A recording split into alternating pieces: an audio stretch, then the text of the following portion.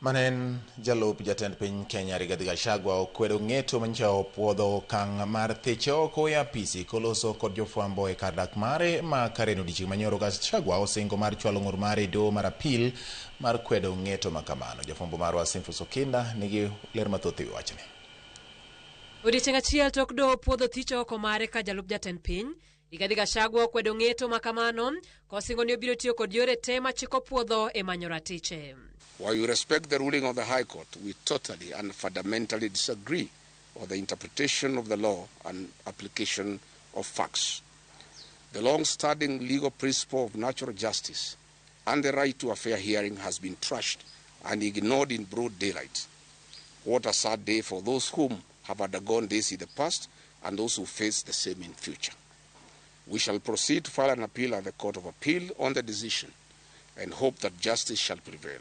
Koloso kod jofwambo e pare makare Nairobi, Rigathi koni ng'eto no manyo gol kod jong'ad bura adek okorie long'o, kendo ok donje kod ng'eto mamoko madonyo chiwo. It is lost on all of us how the actions and decisions of Parliament, categorically determined by the three-judge bench as unconstitutional and a product of an unfair process, can then be deemed valid by the same bench.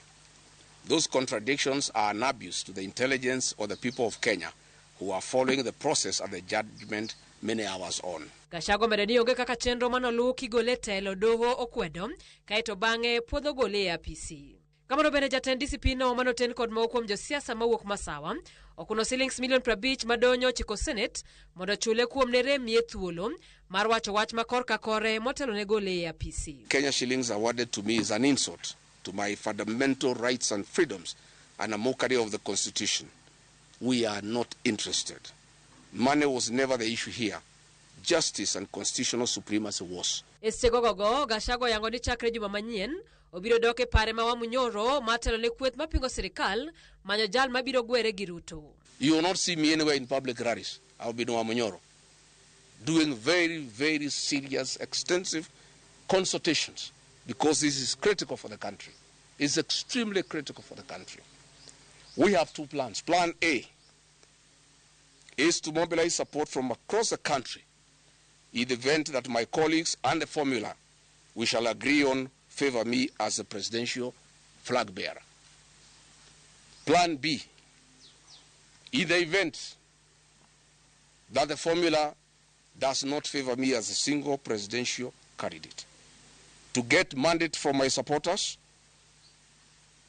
to, jointly with the other core principles, identify a single presidential flag bearer to face President William Ruto.